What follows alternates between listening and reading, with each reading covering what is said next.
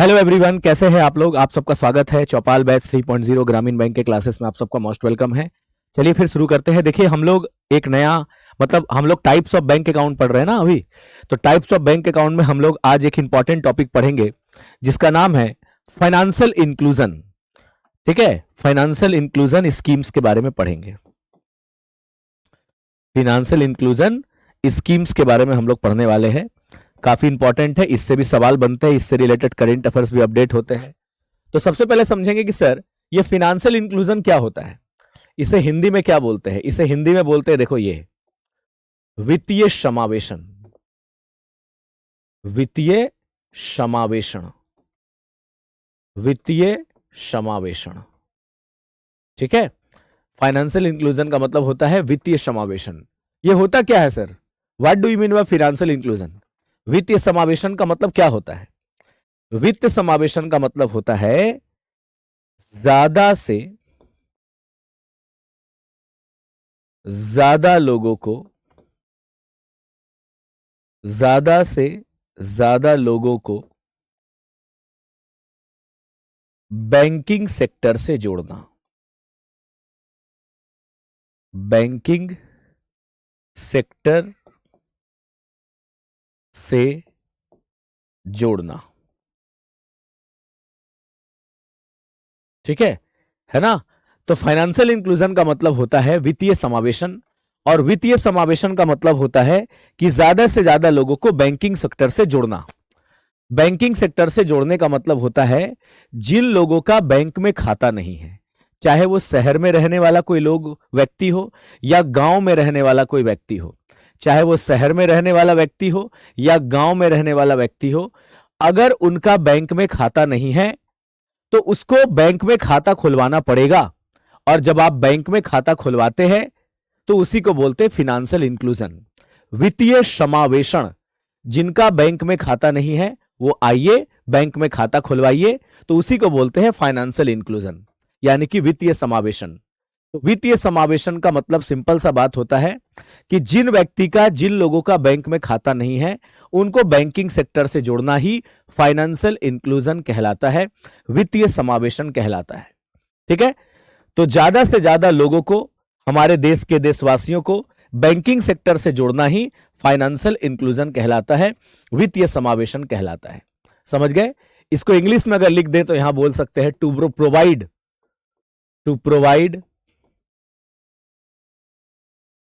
Banking facilities, to provide banking facilities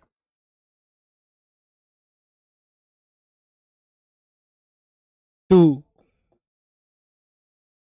Indian citizen,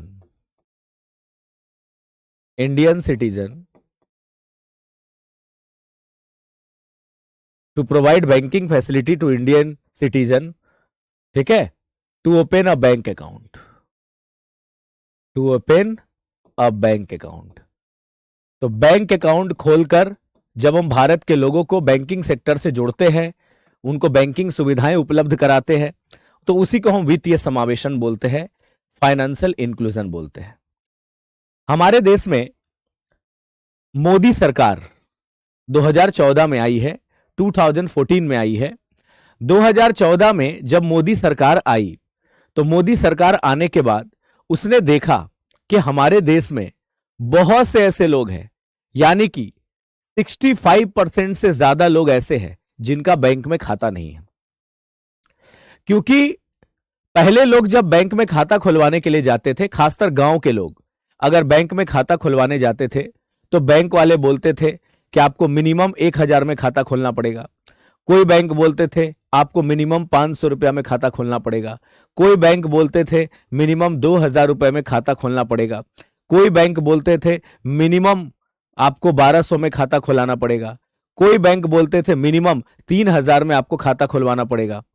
ठीक है, सभी बैंक अलग अलग प्रस्ताव रखते थे। कोई बैंक बोलते थे ठीक है हम आपका अकाउंट खोल देंगे, आपको 2,000 देना पड़ेगा तब हम आपका अकाउंट खोलेंगे। कोई बोलता था ठीक है हम आपका अकाउंट खोल देंगे लेकिन आपको 500 रुपया में खाता खुलाना पड़ेगा, 1,000 में खाता खुलाना पड़ेगा।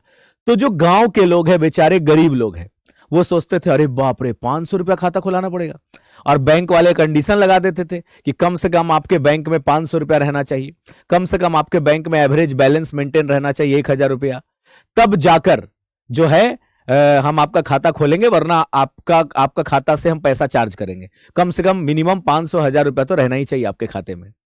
समझ में आ गया? हेलो, पहले तो आप लोगों को एक बात बता दूं, क्लास में सिर्फ क्लास की बात कीजिए, इधर उधर की बातें मत कीजिए। वर्कशीट नहीं मिला तो ये दिक्कत है, वो दिक्कत है, सारा प्रॉब्लम क्लास में शेयर कीजिएगा तो हम क्लास कैसे पढ़ाएंगे आप हमको बताइए। इसके लिए टेलीग्राम ग्रुप बन रहा है आप लोगों का, आज कल तक आप लोग टेलीग्राम पे ज्वाइन हो जाना, उसमें जितना आप लोग का सुख है दुख है वहां शेयर करना, आपका प्रॉब्लम सॉल्व होगा। क्लास में सिर्फ क्लास की बातें होंगी। जरा आप सोचो, अगर आप मेरे जगह होते, सोचो कि आप एक टीचर है, हम एक स्टूडेंट है, अगर आप मेरे जगह होते और 1000 बच्चा अभी कमेंट कर रहा है, सब अपना अपना कमेंट कर रहा है, सबके कमेंट का अगर हम रिप्लाई देंगे तो फिर पढ़ाएंगे कब? कब पढ़ाएंगे? फिर आप खुद बोलिएगा कि सर हम तो फंस गए आपका कोर्स खरीद के, हम तो फंस गए सर, हमें पैसा वापस दे दीजिए सर। हमारे टीचर तो पढ़ाते कम है, सिर्फ बातें ज्यादा करते हैं क्लास में, 1 घंटे की क्लास में तो 50 मिनट इधर उधर की बातें करते हैं, कमेंट करते हैं। आप खुद कंप्लेन कीजिएगा और अपना पैसा मांगिएगा। इसलिए क्लास में सिर्फ क्लास की बातें होनी चाहिए, इधर उधर की नहीं। आपका जितना पर्सनल प्रॉब्लम है टेलीग्राम पर शेयर होगा, टेलीग्राम है, टेलीग्राम पर आपको ज्वाइन करा जाएगा, उसमें सारा सुख दुख अपना जो भी है, ये दिक्कत है वो दिक्कत है, उसको इसीलिए बनाया गया है ताकि आप अपना प्रॉब्लम शेयर करें और हम लोग उसका जवाब देंगे। ठीक है? बन गया? बताओ, हम आजकल में बन ही जाएगा। ठीक है, समझ गए? सबको टेलीग्राम में ऐड किया जाता है, जितना यहां लोग पेड कोर्स खरीदते हैं सबका टेलीग्राम ग्रुप बनता है। ठीक है? इसलिए लाइव क्लासेस में, सबसे ऑनलाइन क्लास में सबसे बड़ा प्रॉब्लम होता है कमेंट। सबका कमेंट पढ़ेंगे और क्लास में ही कमेंट पढ़ के सबका जवाब देंगे तो फिर पढ़ाएंगे कब? कब पढ़ाएंगे? कैसे सिलेबस आगे बढ़ेगा? इतना कुछ पढ़ना है। इसलिए टेलीग्राम पे आप अपना दुख शेयर करेंगे, यहां सिर्फ सिर्फ पढ़ाई की बातें होंगी। ठीक है ना? ओके ओके, चलो अब हम यहां पर क्लास पे बात कर रहे हैं। ठीक है? हाँ, तो यहां पर बात समझ गए? हाँ, तो बैंक इस तरह का कंडीशन लगाते थे, तो जो गरीब लोग हैं वो गरीब लोग कैसे बैंक में खाता खोलेंगे, कैसे वो अकाउंट खोलेंगे? तो मोदी जी आए 2014 में, और जैसे 2014 में मोदी जी चुनाव जीते, मोदी जी ने कहा भाइयों बहनों, हमने देखा है कि हमारे देश में 65 से 70% लोगों का बैंक अकाउंट नहीं है, बैंक में खाता नहीं है। अब आप बताइए, अगर सरकार को आपके खाते में सब्सिडी देना होगा तो कैसे देंगे? स्टूडेंट को अगर हमको छात्रवृत्ति देना होगा तो कैसे देंगे? बताइए भाई और उनकी बहनों, कैसे हम सरकारी योजनाओं का लाभ आप तक पहुंचाएंगे? हमारे देश में किसी का भी बैंक अकाउंट नहीं खोला गया, पिछली सरकार ने भी खाता नहीं खोला। इसलिए भाई और उनकी बहनों, हम आज ये फैसला लेते हैं कि जिन भी व्यक्ति का बैंक में अकाउंट नहीं है, उनका हम फ्री में अकाउंट खुलवाते हैं। दे ताली। तो मोदी जी ने कहा कि भाई और उनकी बहनों, जिन भी गरीब लोगों का बैंक में खाता नहीं है, हम उनका फ्री में खाता खुलाएंगे। और उसके लिए मोदी जी ने लॉन्च किया, भाइयों बहनों, आपके लिए हम ला रहे हैं प्रधानमंत्री जन धन योजना। प्रधानमंत्री जन धन योजना, ये योजना का नाम सुने हैं? सभी लोग बताओ, सुने हैं कि नहीं सुने हैं? बताइए, अरे बताइए, सुने हैं कि नहीं सुने हैं? बताइए, दिवाकर जी, गुंजन, अंजलि, ठीक है, रामकृष्ण, शीतल, बताइए सुने हैं या नहीं सुने हैं? बताओ, इसके बारे में सुने हैं या नहीं सुने हैं? इस योजना के बारे में सुने हैं कि नहीं सुने हैं? हम मोबाइल इसलिए उठाए ताकि हम देखें आप लोग का टेलीग्राम बना है कि नहीं, ताकि ग्रुप में पता चल जाता है। ना, अभी टेलीग्राम नहीं बना, हम एक बार मैसेज करेंगे कि टेलीग्राम कब बनेगा। एक बार रुकिए ना, मैसेज कर ही देते हैं।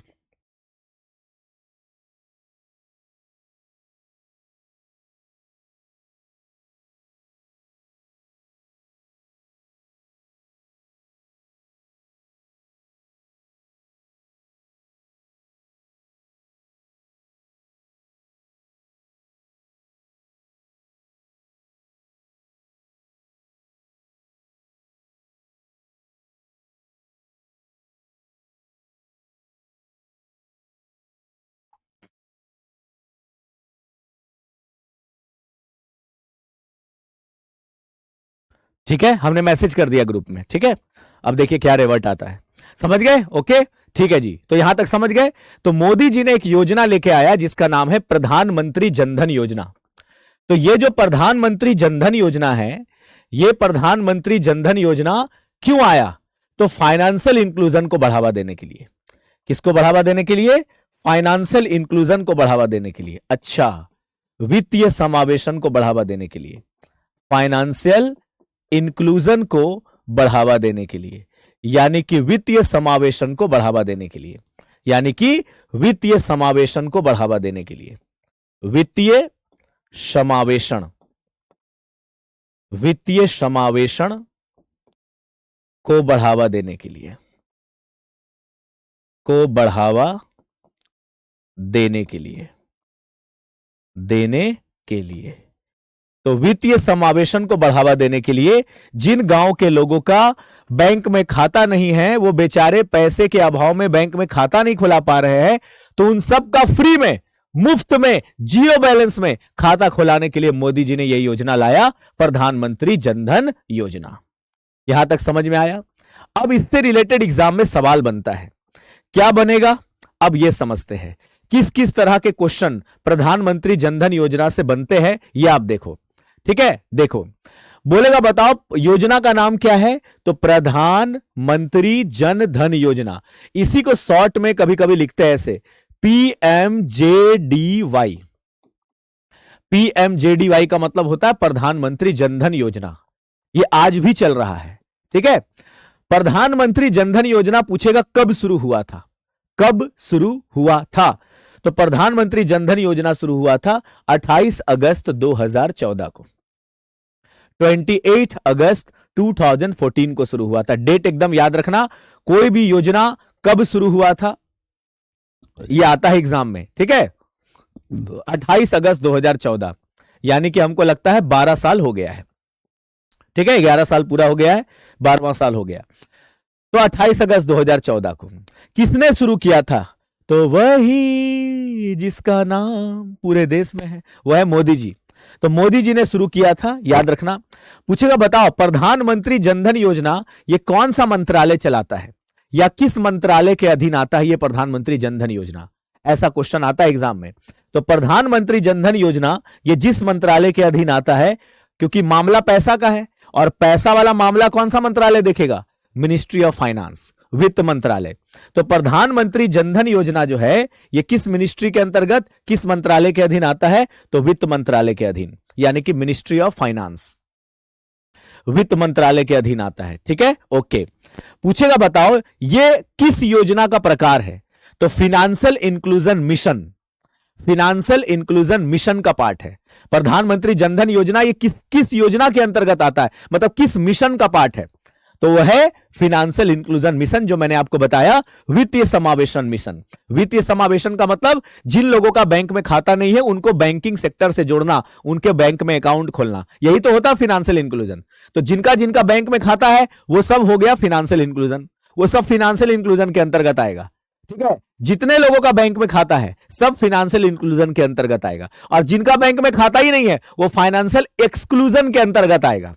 एक होता जैसे जमीन का उल्टा आसमान, लड़का का उल्टा लड़की, काला का उल्टा गोरा, मोटा का उल्टा पतला। ठीक है, उसी प्रकार फिनेंशियल इंक्लूजन का उल्टा फाइनेंशियल एक्सक्लूजन, यानी कि वित्तीय समावेशन का उल्टा वित्तीय असमावेशन। जिनका बैंक में खाता खुलते जाएगा सब फिनेंशियल इंक्लूजन के अंतर्गत आते जाएगा, और जिनका बैंक में खाता नहीं है वो फिनेंशियल इंक्लूजन में नहीं आएगा, वो फाइनेंशियल एक्सक्लूजन में आएगा। समझ में आ गया? याद रखना। ओके, अगला पॉइंट, क्या ऑब्जेक्टिव है प्रधानमंत्री जनधन योजना का? तो प्रधानमंत्री जनधन योजना का ऑब्जेक्टिव है बैंकिंग, बीमा, पेंशन और लोन उपलब्ध कराना। जाहिर सी बात है, जब तक आपका किसी बैंक में खाता नहीं खुलेगा आपको लोन नहीं मिलेगा। ठीक है, आपका इंश्योरेंस नहीं हो पाएगा, आपको कोई भी अदर बैंकिंग सुविधाएं नहीं मिल पाएगी। तो लोगों को बैंकिंग सेक्टर से जोड़ने के लिए, उनका बैंक में खाता खुले, उसके लिए आपका प्रधानमंत्री जनधन योजना को लाया गया था। ठीक है, याद रखना। इसका टारगेट क्या था, लक्ष्य क्या था? टारगेट था हर परिवार के लिए एक खाता, हर परिवार में हर परिवार में या तो सारे सदस्य का बैंक अकाउंट हो या हर परिवार में कम से कम एक व्यक्ति का बैंक खाता जरूर होना चाहिए। इस लक्ष्य के साथ यह योजना शुरू किया गया था।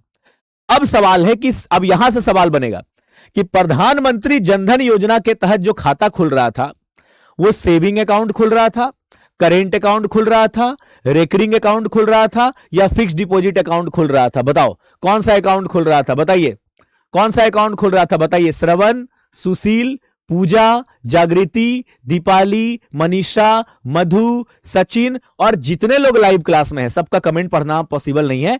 सभी लोग बताइए कि प्रधानमंत्री जनधन योजना के तहत कौन सा खाता खुल रहा था? Saving account, current account, recurring account, FD account? बताओ, ये सब तो पढ़ा दिए थे हम।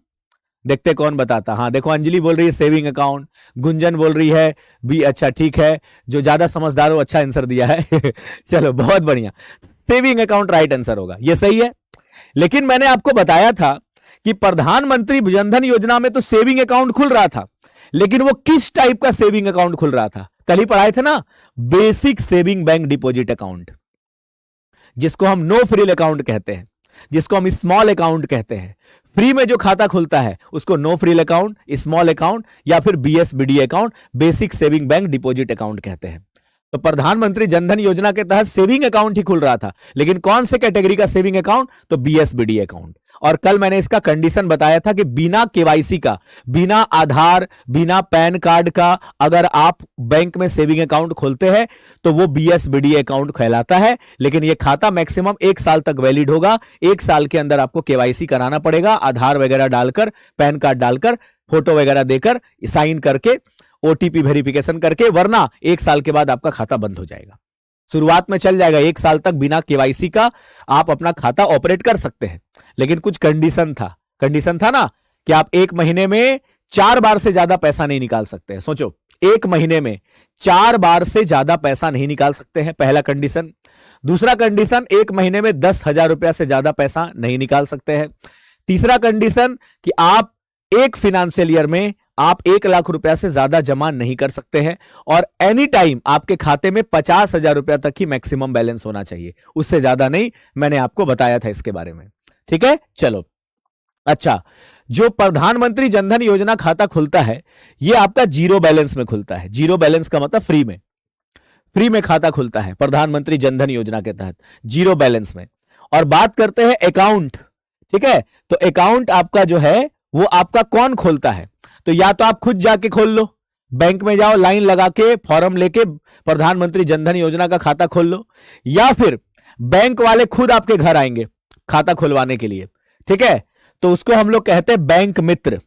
बैंक वाले कुछ एजेंट आपके घर आएंगे जो वहां पर बैंक में कॉन्ट्रैक्ट बेसिस पर काम कर रहे हैं, उनका काम है घर घर जाना, गांव गांव जाके लोगों का खाता खुलवाना।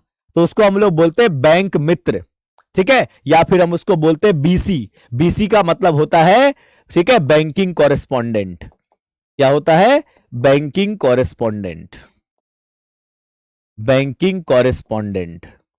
तो याद रखना, बैंकिंग कॉरेस्पॉन्डेंट जैसे इंश्योरेंस कंपनियों का एजेंट होता है ना, उसी तरह से बैंकों का जो एजेंट होता है उसको हम लोग ग्राहक मित्र या बैंक मित्र या फिर हम उसको बैंकिंग कॉरेस्पॉन्डेंट बोलते हैं। तो ये जो बैंक एजेंट होते हैं जिसको हम लोग बैंक मित्र या बैंकिंग कॉरेस्पॉन्डेंट बोलते हैं, ये लोग आपके घर घर जाके आपको बैंकिंग का खाता खुलवाते हैं, बैंक के बारे में बताते हैं सब कुछ। चलिए, उसके बाद जब आप प्रधानमंत्री जनधन योजना के तहत बैंक में खाता खुलवाएंगे, ठीक है, और जब आप खाता खुलवाएंगे, सुनते जाइए, तो आपको एक डेबिट कार्ड मिलेगा। कौन सा कार्ड मिलेगा? Debit card. वो डेबिट कार्ड आपके भारत का बना हुआ डेबिट कार्ड होगा, कोई अमेरिकन कंपनी के द्वारा बनाया हुआ डेबिट कार्ड नहीं मिलेगा, भारत के द्वारा बनाया हुआ स्वदेशी कार्ड मिलेगा। और उसके ऊपर लिखा रहेगा रुपए। देखिएगा, बहुत सारे डेबिट कार्ड जो होता है, एटीएम कार्ड आप लोग के पास भी होगा, उसमें देखना नीचे लिखा रहेगा रुपए। रुपए का मतलब ये कार्ड भारत में बना है। भारत में एक कंपनी है, आपको आगे चल के पढ़ाएंगे डिजिटल बैंकिंग में, उसका नाम है एनपीसीआई। कई बार करंट अफेयर में मैंने इसका जिक्र किया है, करंट अफेयर में इसमें पढ़ाया मैंने। NPCI, national payment corporation of India, NPCI, national payment corporation of India. तो एनपीसीआई जो है यही भारत में स्वदेशी कार्ड बनाती है जिसका नाम है डेबिट कार्ड, रुपए डेबिट कार्ड। तो जब आप प्रधानमंत्री जनधन योजना के तहत किसी भी सरकारी बैंकों में खाता खुलवाएंगे तो आपको रुपए कार्ड मिलेगा, ठीक है, मतलब रुपए डेबिट कार्ड मिलेगा। अच्छा, प्रधानमंत्री जनधन योजना का एक और खास बताते हैं कि इसमें आपको एक्सीडेंटल इंश्योरेंस मिलेगा कि अगर आपका एक्सीडेंट हो गया, मतलब जो अकाउंट होल्डर है जिसने प्रधानमंत्री जनधन योजना खाता खुलाया था, अगर उसकी एक्सीडेंटल डेथ हो जाती है, मतलब एक्सीडेंट होने के बाद बचना नहीं है, आपको डेथ ही हो जाना है, सीधे अल्लाह को प्यारे हो जाना है, तो आपके परिवार को मिल जाएगा 2 लाख रुपया। सोच लो, ऑटोमेटिक। ठीक है, प्रधानमंत्री जनधन योजना के तहत आपको 2 लाख रुपया तक का एक्सीडेंटल इंश्योरेंस मिलता है। और लाइफ इंश्योरेंस मिलता है आपका 30,000 रुपया तक का। लाइफ इंश्योरेंस मिलता है 30,000 तक। ओके जी सर। अब बात करते ओवरड्राफ्ट की फैसिलिटी बताइए सर। ओवरड्राफ्ट यानी कि अगर आपका प्रधानमंत्री जनधन योजना वाले खाते में 0 बैलेंस है और अचानक आपको 10,000 15,000 रुपए की जरूरत पड़ गई, तो क्या होगा? तो आप एक्स्ट्रा पैसा भी निकाल सकते हैं। अगर आपके प्रधानमंत्री जनधन योजना में 0 बैलेंस है तो आपको सरकार कहती है कि हम आपको मैक्सिमम 10,000 रुपया तक का, पहले ये 5,000 था, 2018 में बढ़ के 10,000 हो गया है, तो 10,000 रुपया तक का आपको ओवरड्राफ्ट की सुविधा मिल जाएगी। ओवरड्राफ्ट का मतलब होता है जितना आपने बैंक में पैसा जमा किया है उससे ज्यादा पैसा आप निकाल सकते हैं 30,000 रुपया तक। तो 10,000 रुपया तक आपको ओवरड्राफ्ट की फैसिलिटी है। तो एग्जाम में आता है प्रधानमंत्री जनधन योजना में ओवरड्राफ्ट की फैसिलिटी कितनी है, तो 10,000। लाइफ इंश्योरेंस 30,000, एक्सीडेंटल इंश्योरेंस तो 2 लाख रुपया। यह क्वेश्चन एग्जाम में बनता है, हमेशा प्रीवियस ईयर के क्वेश्चन में बना है ये। तो 10,000 रुपया तक का ओवरड्राफ्ट है। पहले ये 5,000 था, अब 2018 से 10,000 हो गया है। लेकिन ये लोन वाला पैसा आपको फिर चुकाना पड़ेगा ड्यू डेट तक। एक ड्यू डेट मिल जाएगा आपको कि इतना तारीख तक आपको ये जो आप एक्स्ट्रा पैसा निकाले हो आपको चुकाना है, वरना इंटरेस्ट चार्ज होगा। समझ में आ गया? तो ये पॉइंट आपको याद रखना है। और इसमें एक सुविधा और होगा क्या, अगर आप प्रधानमंत्री जनधन योजना खाता खुलवाते हैं बैंक में तो डायरेक्ट बेनिफिट ट्रांसफर का सुविधा मिलेगा। डीबीटी का मतलब क्या होता है? Direct benefit transfer. अरे भैया, आपका अकाउंट खुलेगा तभी तो आपको स्कॉलरशिप मिलेगा आपके खाते में, तभी तो सरकार आपको सब्सिडी वगैरह भेजेगी। समझ में आ गया? मान लीजिए, देखते हैं ना, बहुत सारी राज्य सरकार ने एक योजना लेके आया है महिलाओं के लिए। हर राज्य सरकार के पास एक योजना जरूर होगा आज के डेट में कि जो गरीब महिलाओं को 1,500 1,000 रुपया देता है। जैसे हम तो झारखंड के हैं, हमारी झारखंड की सरकार ने एक योजना लेके आया था, प्रधानमंत्री मैया योजना, मुख्यमंत्री मैया योजना।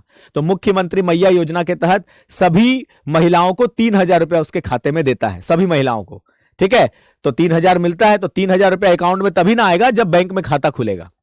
तो अगर आप प्रधानमंत्री जनधन योजना के तहत खाता खुलवाते हैं तो आपको सभी सरकारी योजनाओं का लाभ आपके खाते तक पहुंचेगा, बीच में बिचौलियों की जरूरत नहीं है। तो यह फायदा है।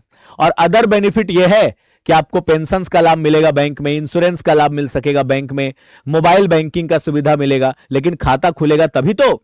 गांव और गरीब के लोगों के लिए ही यह प्रधानमंत्री जनधन योजना लाया गया था। मेन लक्ष्य यह था कि जो कमजोर वर्ग के लोग हैं, जो फ्री में खाता खोलना चाहते हैं, उनके पास 500 रुपया भी नहीं है कि वो मिनिमम बैलेंस मेंटेन कर सके, तो उनके लिए टारगेट करके ये प्रधानमंत्री जनधन योजना लाया था। और आज स्थिति ऐसी है कि भारत में 56 करोड़ से ज्यादा लोगों के पास, हमको लगता है 57 करोड़ के आसपास लोगों का प्रधानमंत्री जनधन खाता खुल चुका है। समझ में आ गया? तो ये फाइनेंशियल इंक्लूजन का सबसे बड़ा स्कीम है, दुनिया का सबसे बड़ा फाइनेंशियल इंक्लूजन स्कीम है ये प्रधानमंत्री जनधन योजना, जिसको गिनीज वर्ल्ड रिकॉर्ड में भी शामिल किया गया है। ठीक है, ये दुनिया का सबसे बड़ा वित्तीय समावेशन योजना है, फाइनेंशियल इंक्लूजन स्कीम है। ठीक है, तो बताओ, ये सारे की पॉइंट समझ में आ गए? प्रधानमंत्री जनधन योजना का क्लियर है कॉन्सेप्ट? झारखंड में हम कहां के हैं? धनबाद के हैं। धनबाद का नाम सुने होंगे आप लोग। ठीक है, जहां पर गैंग्स ऑफ वासेपुर का शूटिंग हुआ था, हम वहीं से बिलोंग करते भैया। ठीक है,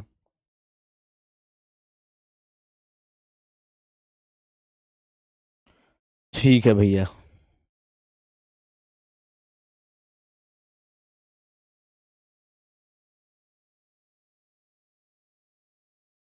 यहां तक क्लियर है जी? बहुत बढ़िया, वेरी गुड। देखिए, हमने अभी मैसेज किया ग्रुप में, हमारे जो टीएल सर है, टीएल मतलब टीम लीडर है, वो हमारे शोभित सर है। तो मैंने ग्रुप में मैसेज किया कि सर टेलीग्राम ग्रुप जल्दी बनवा दीजिए, तो रेवर्ट आ गया है, फिर वो फॉरवर्ड चला गया मैसेज, वो बनवा देंगे, अभी बन जाएगा। हमको लगता है 1-2 दिन में बन जाएगा टेलीग्राम ग्रुप, क्योंकि ये सब एक्शन मोड में होता है ये काम। हर पेड बच्चे का टेलीग्राम बनेगा, उसमें आप लोग को ज्वाइन किया जाएगा। और आपको कल बताए थे ना टेलीग्राम में कैसे ज्वाइन होना है, आपके एप्लीकेशन पे ही टेलीग्राम बना होगा, 3 फोल्डर है ऊपर, है ना, एक तरफ लाइव, एक तरफ रिकॉर्डेड, एक तरफ टेलीग्राम।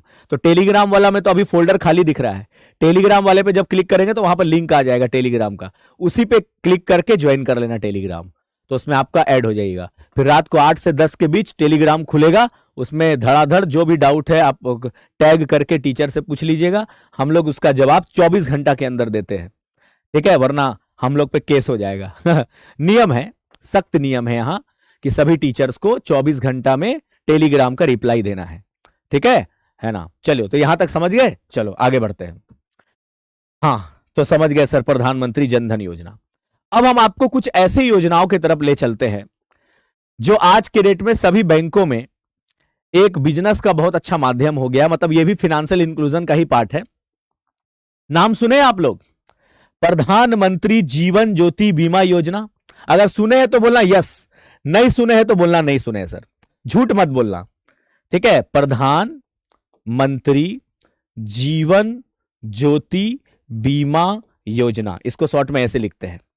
एक नाम सुने हैं, प्रधानमंत्री सुरक्षा बीमा योजना, PMSBY, और एक नाम सुने होंगे आप लोग, ठीक है, अटल पेंशन योजना, APY। अटल पेंशन योजना नाम सुने होंगे। आजकल ये सरकारी बैंक वाले इतने स्मार्ट हो गए हैं, मतलब हम लोग तो स्मार्ट है, वो लोग हो गया हैंडसम। वो लोग आपको कुछ नहीं बताते हैं, आप जैसे ही बैंक में खाता खोलिएगा ना सरकारी बैंकों में, वो ऑटोमेटिक आपको ये योजना में जोड़ देंगे। कौन सा योजना में? ये वाला प्रधानमंत्री सुरक्षा बीमा योजना, आपको बिना बताए ऑटोमेटिक आपको इस योजना से जोड़ देंगे। कुछ बैंक तो ऐसा है जो ऊपर वाला योजना से भी जोड़ देता है, ठीक है, मतलब सरकारी बैंकों की बात कर रहे हैं। और कुछ बैंक एकदम सीधा साधा है, उसको बोलना पड़ता है कि हम ये योजना का लाभ उठाना चाहते हैं, हमको इस योजना का लाभ दे दीजिए, जोड़ दीजिए इस योजना से। वरना कुछ कुछ बैंक तो ऑटोमेटिक इस योजना से आपको जोड़ देते हैं। तो मैं इन्हीं तीनों की बात करता हूं, इससे एग्जाम में क्वेश्चन बनते हैं, इससे करेंट अफेयर के भी क्वेश्चन बनते हैं, काफी इंपॉर्टेंट है। तो पहले आइए स्टार्टिंग चीजों को समझते हैं। देखिए, हमारे देश में एक योजना शुरू किया गया था, उसका नाम था जन सुरक्षा योजना। यह भारत सरकार के द्वारा शुरू किया गया एक सामाजिक सुरक्षा बीमा योजना है। सामाजिक सुरक्षा बीमा योजना को बोलते हैं हम लोग social security insurance scheme. Social security insurance scheme. Social security क्या होता है, सामाजिक सुरक्षा क्या होता है? देखो भाई, जब तक जवानी है तब तक तो आप लोग नौकरी करके काम कर लोगे, नौकरी करोगे सैलरी मिलेगा, नौकरी करोगे सैलरी मिलेगा। लेकिन एक समय ऐसा आएगा जब आपका उम्र ढलता जाएगा, आपका शरीर साथ नहीं देगा कि हम कहीं जाकर 9 से 5 काम कर सके। तो आप धीरे धीरे जब बूढ़े होते जाएंगे, आपका शरीर साथ नहीं देगा, लेकिन पेट तो भरना पड़ेगा ना भाई साहब, पेट तो भरना पड़ेगा, ये तो नहीं मानेगा, इसको तो खाना चाहिए, रोटी चाहिए, जब तक जिंदा है उसके लिए पैसा चाहिए, तभी हम रोटी ला सकते हैं। तो हमारे देश में कुछ सामाजिक सुरक्षा का मतलब होता है कि सैलरी के अलावा हमको और क्या बेनिफिट मिल रहा है जीवन में। जैसे पेंशन, यह सामाजिक सुरक्षा में आता है। जैसे पीएफ बोलते हैं ना, मेरा पीएफ कट रहा है सैलरी से, वो सामाजिक सुरक्षा में आता है, ठीक है। बीमा आप लोग कराते हैं, इंश्योरेंस, ये सामाजिक सुरक्षा में आता है। जब कोई आदमी रिटायर हो जाता है ना, तो उसको एक साथ करोड़ों रुपया मिलता है, उसको बोलते हैं ग्रेच्युटी, नाम सुने होंगे, वो सब सामाजिक सुरक्षा में आता है। तो ये इंश्योरेंस, ये पेंशन, ठीक है, ये इंश्योरेंस हो गया, ये पेंशन हो गया, ये ग्रेच्युटी हो गया, ये सब क्या है? ये सब आपका सामाजिक सुरक्षा है, ठीक है। ये सैलरी के अलावा, सैलरी ये सामाजिक सुरक्षा में नहीं आता है। सैलरी के अलावा जो अदर बेनिफिट है, जो आपके बूढ़े होने पर काम आता है, उसको बोलते हैं सोशल सिक्योरिटी।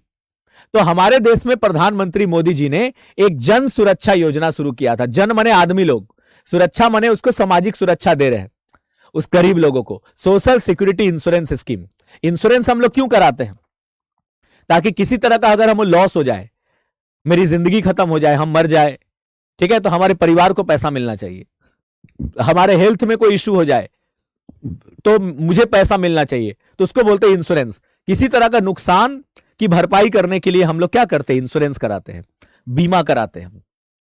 तो ध्यान से समझना, प्रधानमंत्री नरेंद्र मोदी जी ने जन सुरक्षा योजना कब शुरू किया था? 9 मई 2015 को। यह डेट याद रखना, एग्जाम में पूछा जाता है। जन सुरक्षा योजना 9 मई 2015 को शुरू किया गया था कलकत्ता से, और आज इसका 9 मई 2025 तक अगर आप देखिए तो 10 साल इसका करीब करीब पूरा हो गया। अब 11वां साल हो जाएगा मई में।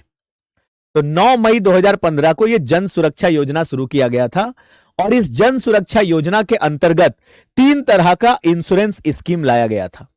इस प्रधानमंत्री जन सुरक्षा योजना के अंतर्गत 3 प्रकार का, 3 टाइप का इंश्योरेंस स्कीम्स को लाया गया था।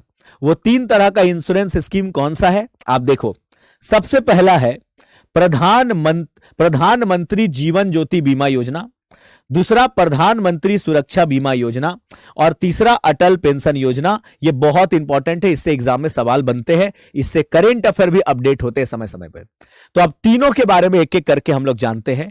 ये सेम डायलॉग जो यहां पर हिंदी में लिखा हुआ है, सेम यहां पर इंग्लिश में लिखा हुआ है, ताकि जो चिंकी, मिंकी, बंटी, बबली, बबलू, मतलब जो इंग्लिश मीडियम के स्टूडेंट है, आईसीएसई वाले, सीबीएसई वाले, ठीक है, उनके लिए ये सब है। और हम जैसे गरीब लोग जो है, उन लोगों के लिए हिंदी है, ठीक है ना। चलो, तो यहां पर हिंदी मीडियम और यहां पर इंग्लिश मीडियम दोनों लिखा हुआ है, टेंशन लेने की जरूरत नहीं है। तो अब हम एक एक करके समझते हैं। सबसे पहले हम लोग शुरुआत करते हैं प्रधानमंत्री जीवन ज्योति बीमा योजना से। प्रधानमंत्री जीवन ज्योति बीमा योजना। अब जैसे एक लड़की है, उसका नाम है शेफाली, मुस्कुरा रही है, तो शेफाली नाम से ही लग रहा है पक्का इंग्लिश मीडियम की स्टूडेंट होगी। नाम से ही पता चल जाता है इंग्लिश मीडियम है कि हिंदी मीडियम है, ठीक है। अब किसी का नाम है दीनदयाल, दीनदयाल नामुए से लग रहा है हिंदी मीडियम का स्टूडेंट होगा, ठीक है। और देखो सैफाली, सैफाली नाम से ही लग रहा है इंग्लिश मीडियम की स्टूडेंट। अब देखना पक्का वो बोलेगी यस सर, आपको कैसे पता चला इंग्लिश मीडियम के हैं हम?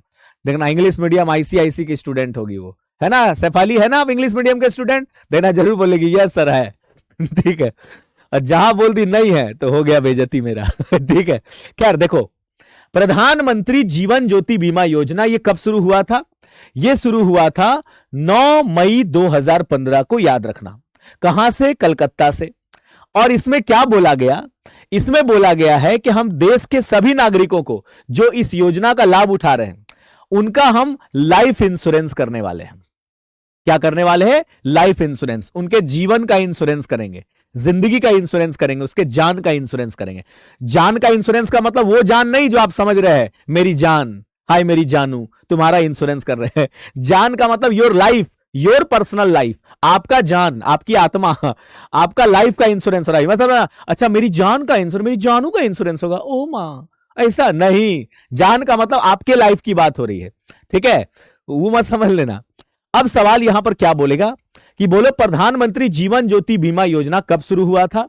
9 मई 2015 को। कहां से शुरू हुआ था? कलकत्ता से। इस योजना का लाभ उठाने के लिए आपका एज क्या होना चाहिए?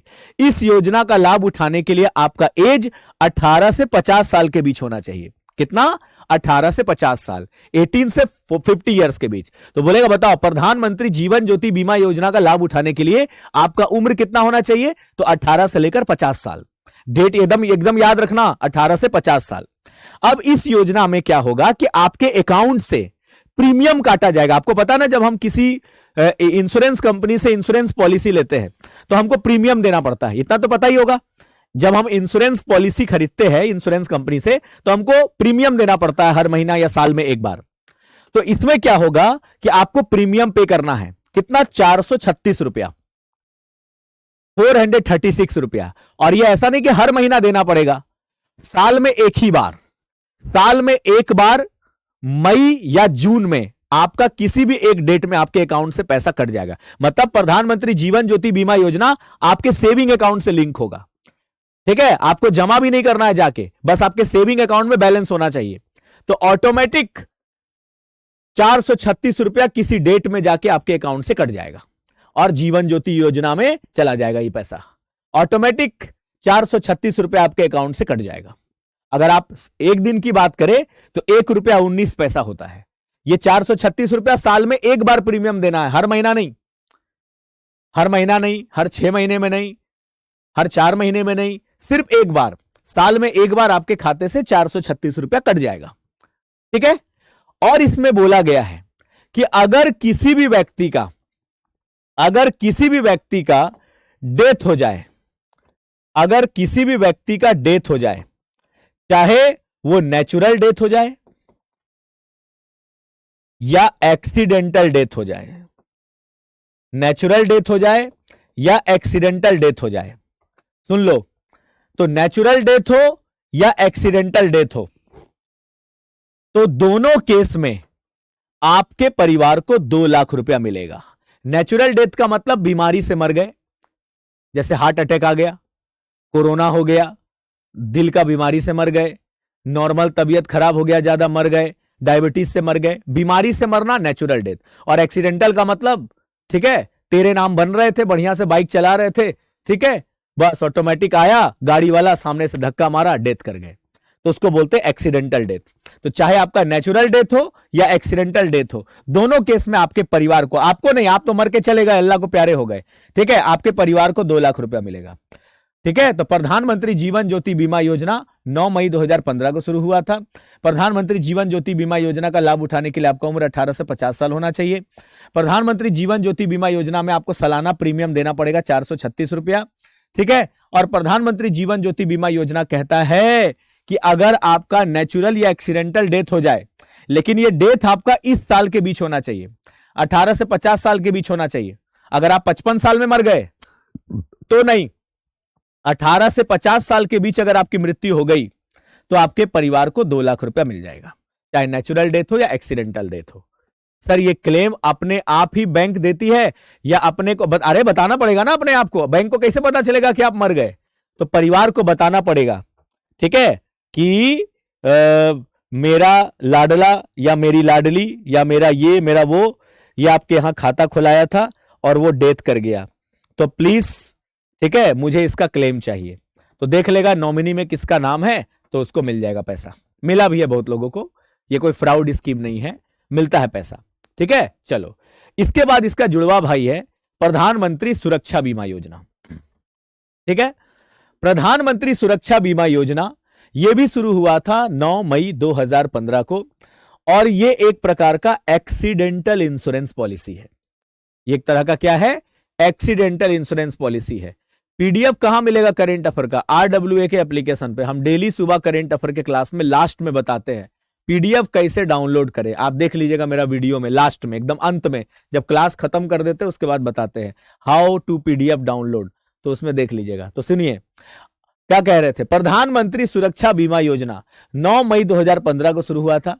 यह एक पूरा तरह से एक्सीडेंटल इंश्योरेंस पॉलिसी है, पूरा का पूरा एक्सीडेंटल इंश्योरेंस है। एक्सीडेंटल इंश्योरेंस का मतलब होता है एक्सीडेंट होने के बाद आपका डेथ होना चाहिए। यहां पर नेचुरल डेथ इसमें कवर नहीं होगा। इसमें बोला गया है कि 18 से 70 साल के आयु के बीच के लोग ही इसका लाभ उठा सकते हैं। प्रधानमंत्री जीवन ज्योति बीमा योजना का लाभ उठाने के लिए आपका उम्र 18 से 50 साल के बीच होना चाहिए। प्रधानमंत्री सुरक्षा बीमा योजना का लाभ उठाने के लिए आपका उम्र 18 से 70 साल के बीच होना चाहिए। और इसमें यह बोला गया है कि अगर आपका एक्सीडेंटल डेथ हो जाए तो आपको परिवार को 2 लाख मिलेगा। और अगर आप मान लीजिए एक्सीडेंट होने के बाद बच गए और बचने के बाद आप अपंग हो गए, समझ गए ना, वही पूरा गोड़ हाथ छिला गया, ठीक है, हाथ बात ऐसे एकदम, एक हाथ ऐसे हो गया, फ्रैक्चर हो गया है, काम नहीं कर पा रहा, अपंग हो गए आप, या एक हाथ कट गया, एक पैर कट गया, इस तरह से अपंग हो गए और आप जिंदा हैं, तो आपके परिवार को 1 लाख मिलेगा। अगर आप एक्सीडेंट होकर मर गए तो 2 लाख परिवार को, अपंग हो गए एक्सीडेंट होने के बाद तो आधा मिलेगा, 1 लाख रुपया मिलेगा। और इसमें जो सालाना आपको प्रीमियम पे करना है वो मात्र 20 रुपया। तो प्रधानमंत्री जीवन ज्योति बीमा योजना में एनुअल प्रीमियम 436 था, 436 रुपए पर ईयर, और इसमें आपका प्रीमियम है प्रधानमंत्री सुरक्षा बीमा योजना का 20 रुपया सालाना, साल में एक बार आपके सेविंग अकाउंट से कट जाएगा। अब बताओ समझ में आया? दीपाली, यादव, मनीषा, निशा, दिवाकर, आकाश, अनामिका, समझ में आया? जागृति। अच्छा, कुछ लोग को लग रहा है कहीं और भी मेरा क्लास करते हैं क्या आप लोग? कोई हमको लगता है और भी पेड क्लास में मेरा क्लास करते हैं क्या आप लोग? कुछ नाम ऐसा लग रहा है सुना सुना सा। हिमांशी, समझ में आया? विजय, निशा, सतेंद्र, थोड़ा और पैसे बढ़ाओ सर 5 लाख तक। तो हम कैसे बढ़ा दें? हम निर्मला सीतारमन जी का रिश्तेदार तो है नहीं कि हम उसको बोल के बढ़ा दें। और निर्मला सीतारमन जी तो पगली है। उसको अगर कोई बोले कि प्याज का दाम बहुत बढ़ रहा है, निर्मला सीतारमन जी कंट्रोल कीजिए, तो पता हो क्या बोलती है पगली? वो बोलती है कि हम प्याज भी नहीं खाते हैं, हम क्या करें। हाँ, समझ गए? यहां तक क्लियर? हाँ, ठीक है। हाँ, अनन्या से कौन पूछेगा? अनन्या पूछ लिए। अनन्या समझ में आया? अनन्या चलिए। अर्जुन यादव, अर्जुन यादव यहां भी देख रहे हैं आपको। कहां कहां क्लास करते हैं अर्जुन यादव? मैं जहां तू वहां ढूंढता है कहां। चलिए, बहुत बढ़िया। चलो अब हम आपको ले चलते हैं अटल पेंशन योजना, जिससे बहुत एग्जाम में सवाल बना है। एपीवाई योजना, अटल पेंशन योजना, ये एक सोशल सिक्योरिटी स्कीम है, सामाजिक सुरक्षा स्कीम है। अटल पेंशन योजना ये किन लोगों के लिए है? अटल पेंशन योजना उनके लिए है जिनका सरकारी नौकरी नहीं है, जो प्राइवेट जॉब कर रहे हैं, कॉन्ट्रैक्ट बेसिस पर जॉब कर रहे हैं, बिजनेस वगैरह कर रहे हैं, उनके लिए है अटल पेंशन योजना।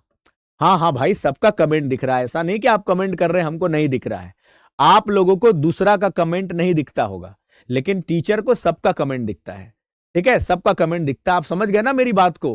कमेंट सबका दिखता है, ऐसा मत समझिए कमेंट किसी का नहीं दिख रहा है, आपका नहीं दिख रहा। सब जो भी आप कमेंट कर रहे हैं, ठीक है, सब कुछ यहां नजर आता है। लेकिन क्या है कि कुछ कमेंट हमको जानबूझकर इग्नोर करना पड़ता है, क्योंकि हमें पढ़ाने पे ध्यान देना है। ऐसा मत समझिएगा कि सर आपने इनका कमेंट पढ़ा, इनका कमेंट पढ़ा, इसका रिप्लाई दिया, इसका रिप्लाई दिया, मेरा क्यों नहीं दिए।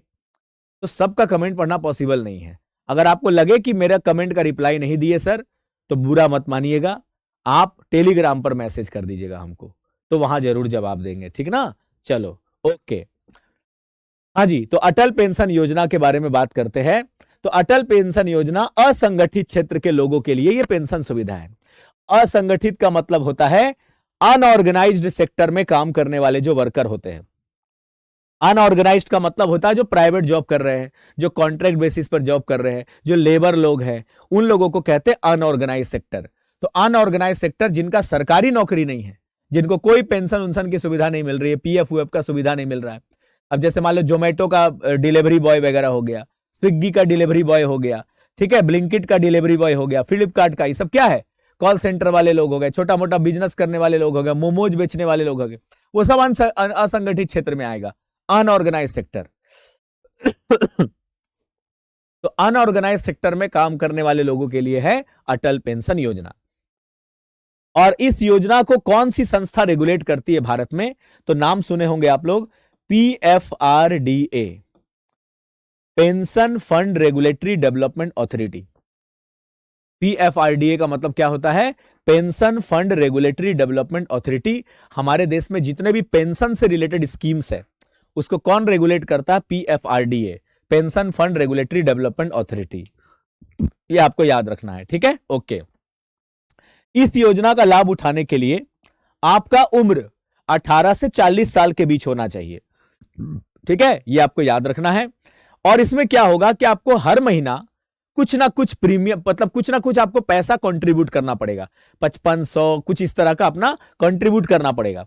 और जैसे ही आपका उम्र 60 साल होगा, मतलब इसमें आपको 20 साल तक प्रीमियम देना है, ठीक है? ऑटोमेटिक आपके अकाउंट से कट जाएगा, सेविंग अकाउंट से। और जैसे ही आपका उम्र 60 साल होगा, तो आपको 1000 से लेकर 5000 के बीच पेंशन मिलेगा। या तो 1000 मिलेगा, या तो 2000 मिलेगा, या तो 3000 मिलेगा, या तो 4000 मिलेगा, और मैक्सिमम टू मैक्सिमम 5000 मिलेगा। तब जब आपका उम्र 60 साल हो जाएगा, तो आपको आपके जिंदगी तक के लिए आपको मिलेगा, जब तक आपकी सांसें चलेंगी तब तक आपको 1000 से 5000 के बीच पेंशन मिलेगा। डिपेंड ये करता है कि आप कितना प्रीमियम पे कर रहे हैं, उसके अकॉर्डिंग आपको पेंशन मिलेगा, ठीक है? तो ये पॉइंट्स आपको याद रखना है। तो ये 3 योजना कौन कौन सा? एक आपका अटल पेंशन योजना, एक प्रधानमंत्री सुरक्षा बीमा योजना, एक प्रधानमंत्री जीवन ज्योति बीमा योजना। ये तीनों आपका जो योजना है ये आपका जन सुरक्षा योजना के अंतर्गत आता है। और तीनों ही योजना की खास बात यह है कि 9 मई 2015 को शुरू हुआ था। ये सब फाइनेंशियल इंक्लूजन से रिलेटेड योजना है, वित्तीय समावेशन से संबंधित योजनाएं हैं। यहां तक क्लियर है? जी सर, बहुत अच्छे से हमारा कॉन्सेप्ट क्लियर हो गया है। ठीक है, बताओ यहां तक समझ में आ गया सभी लोग? 46 रुपए जाता है। अच्छा है, जाता है। हम इस योजना का लाभ नहीं उठाते तो हमको नहीं पता, लेकिन यही है कि इसमें सबका अलग अलग प्रीमियम है, किसी से कुछ लिया जाता है। ठीक है, ओके सर, समझ में आ गया बहुत अच्छे तरीके से। ओके हाँ, वाईटी पे करेंट अफेयर का क्लास होता है। देखिए करेंट अफेयर शुरू में लगेगा उटपटा जैसा, क्योंकि एक तो वो लोग जो बहुत पहले से पढ़ते आ रहे हैं उनके लिए सबका आसान हो गया है। आप लोग आज से शुरू किए हैं, अप्रैल से, तो जैसे जैसे आप डेली करेंट अफेयर पढ़ते जाएंगे ना, धीरे धीरे सब चीजें आसान लगने लगेंगी। जैसे जैसे आप पढ़ते जाएंगे रेगुलर, देश दुनिया से रूबरू होते जाएंगे। और हमेशा बार बार हम रिवीजन कराते रहते हैं, ये मेरे करंट अफेयर की खास बात है, जो पूरे यूट्यूब में आपको कोई करंट अफेयर का टीचर नहीं कराता, कोई भी नहीं, कि आपको नया नया करंट अफेयर भी पढ़ा रहा है टीचर और पीछे का भी साथ ही साथ रिवीजन करा रहा है। तो वो कोई नहीं कराता, हम कराते हैं। तो आप उसका फायदा उठाइए, तो ऑटोमेटिक एक दिन करंट अफेयर आपका इतना अच्छा हो जाएगा कि करंट अफेयर से आपको मोहब्बत हो जाएगा, करंट अफेयर आपको अच्छा लगने लगेगा। ठीक है, नहीं हम कोई बेताज बादशाह नहीं है चंदन सर, हम बहुत इस ब्रह्मांड के बहुत छोटे से टुकड़े हैं, बहुत छोटा सा टुकड़ा है जिसको कोई भी कुचल सकता है। ठीक है, इसलिए हम अपने आप को कोई बड़ा और महान नहीं मानते हैं, हम नॉर्मल ही रहना चाहते हैं। हमको सिंपल पसंद है चीजें, सिंपलिसिटी। हमको फेमस होने का कोई होड़ नहीं है, कुछ नहीं है। इसीलिए देखते हम बिंदास पढ़ाते हैं। ठीक है, एकदम खखोर के हर चीज को, किसी चीज का हम चिंता नहीं करते, किसी बात का हमको डर नहीं कि लोग मेरे बारे में क्या सोचेंगे, वो मेरे बारे में क्या सोचेगा। ठीक है, सोचने दो जिसको जो सोचना है, क्योंकि दुनिया का सबसे बड़ा रोग क्या कहेंगे लोग। ठीक है, चलो तो यहां तक समझ गए? ओके, अब हम आपको एक चीज बताने जा रहे हो, ध्यान से सुनना। बहुत इंपॉर्टेंट चीज बताने जा रहे हैं जो आज तक हम किसी को नहीं बताए हैं, आपको बताने जा रहे हैं। ठीक है, चलिए तो देखो क्या बताने जा रहे हैं। मैं आपको बताने जा रहा हूं कि हमारी जो बैंक है, अचानक आपके खाते में अगर 2 करोड़ रुपए आ जाए तो बैंक कैसे ट्रैक कर लेती है? कैसे इनकम टैक्स वाले आपके घर पे आ जाते हैं छापा मारने के लिए? हेलो, दरवाजा खोलो, मैं हूं इनकम टैक्स ऑफिसर। देखते कभी कभी हो जाता है ऐसा। तो क्या कारण है? अचानक देखिएगा किसी मंत्री के घर में, किसी सांसद विधायक के घर में, या फिर कोई बिजनेसमैन के घर में, या कोई सैलरीड इंप्लॉय के पास अचानक इनकम टैक्स वाले आ जाते हैं। बिना कॉल करके थोड़ू आएंगे। हेलो, मैं इनकम टैक्स ऑफिसर से बोल रहा हूं, डिपार्टमेंट से। हाँ आ रहे कल आपके घर में चाय पीने के लिए। हाँ, शाम को 4:10 पे आ रहे हैं। कभी बोल के नहीं आता वो लोग, अचानक आएगा। तो कैसे उन लोगों को पता चल जाता है? तो वो राज हम आपको बता रहे हैं, सुनो। बताऊं कि छोड़ दे? सोच रहे बता दे क्या? क्लास तो वैसे होता है ये, कल क्लास ले ले हम? कल क्लास करोगे? वैसे मंडे टू फ्राइडे क्लास होता है। क्लास जो होती है ना, वो मंडे टू फ्राइडे होती है आप लोगों की एप्लीकेशन पर। मैं सोच रहा हूं कल एक क्लास ले लूं आप लोगों का, ये टॉपिक को खत्म ही कर देंगे। क्यों, अभी क्लास है यहां? मंडे टू फ्राइडे जो है वो सोच रहा हूं कि कल मैं आप लोगों का क्लास ले लूं, एक इस चैप्टर को खत्म कर देंगे हम। कल आप लोग का ले लेंगे हम क्लास। ठीक है, मॉर्निंग का करंट अफेयर का क्लास मिस मत कीजिएगा, वो जान और जहान है। ठीक है, चलिए ओके, ठीक है, तो हम कल ले लेते हैं क्लास। ओके, और कल हम लेते हैं क्लास।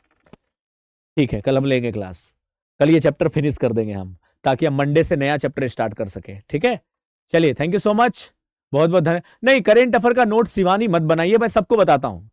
मेरे सब्जेक्ट को नमक की तरह इस्तेमाल कीजिए। तू नमक नहीं चंदन है कभी, तू तिलक हमारे माथे का। मेरा सब्जेक्ट को नमक की तरह इस्तेमाल कीजिए। मेरा सब्जेक्ट में एकदम दीवाना नहीं हो जाना है। मानते कि हम दीवानों की तरह पढ़ाते हैं, लेकिन ऐसा नहीं कि सब कुछ छोड़ छाड़ के जीए पढ़ रहे हैं। देखिए, मेरा मानना है जीए एक ऐसा सब्जेक्ट है जिसमें नॉलेज इंपॉर्टेंट है। आप इसका मॉक टेस्ट नहीं भी लगाओगे चल जाएगा, आप इसका एमसीक्यू सॉल्व नहीं भी करोगे चल जाएगा। आपको इसका नॉलेज होना चाहिए, क्योंकि इसमें तो कोई कैलकुलेशन है नहीं मैथ की तरह की सॉल्व करना पड़ रहा है, डीआई कैलकुलेशन करना पड़ रहा है, स्क्वायर रूट निकालो, क्यूब रूट निकालो, ऐसा तो कुछ है नहीं। मॉक टेस्ट सॉल्व कीजिए मैथ और रीजनिंग का। नियम कहता है कि जो थ्योरी सब्जेक्ट होते हैं उसमें नॉलेज इंपॉर्टेंट होता है, एमसीक्यू इंपॉर्टेंट नहीं होता है। क्योंकि सीधी सी बात है, अगर आपको पता है कि प्रधानमंत्री जनधन योजना 9 मई को शुरू हुआ था, ऑप्शन में देखो 9 मई, टिक लगाओ, आगे बढ़ो। जो जीए सब्जेक्ट होता है, कंप्यूटर सब्जेक्ट होता है, उसमें नॉलेज इंपॉर्टेंट होता है, ना कि प्रैक्टिस। लेकिन जो मैथ रीजनिंग होता है उसमें नॉलेज चाहे कितना हो, उससे कई ज्यादा इंपॉर्टेंट होता है प्रैक्टिस, क्योंकि कम समय में कितना मैक्सिमम क्वेश्चन सॉल्व कर पा रहे हैं उसका आपको हैबिट डेवलप करना पड़ेगा। तो मैथ रीजनिंग का खूब मॉक टेस्ट लगाओ, एमसीक्यूज क्वेश्चन सॉल्व करो, चैप्टर वाइज, टोटल ओवरऑल। जीए के लिए इंपॉर्टेंट है आपका नॉलेज। नॉलेज होगा, उसका जानकारी होगा, तो ऑटोमेटिक आपका एमसीक्यू सॉल्व होने लगेगा। समझ में आ रहा है? तो मॉर्निंग का करंट अफेयर का क्लास रेगुलर पढ़िए, देखिएगा आपको अच्छा लगेगा, और खुद आप बोलिएगा हमको 1 सप्ताह के बाद, 2 सप्ताह के बाद कि सर अब हमको इंटरेस्टिंग आ रहा है करंट अफेयर पढ़ने में, अब तो ये सब्जेक्ट मेरा फेवरेट हो गया है, मजा आने लगा है। सुबह जितने लोग पढ़ते हैं, 400 लोग ऊपर, 400 से ऊपर लोग पढ़ते हैं लाइव क्लासेस, कुछ लोग तो रिकॉर्डेड देखते हैं।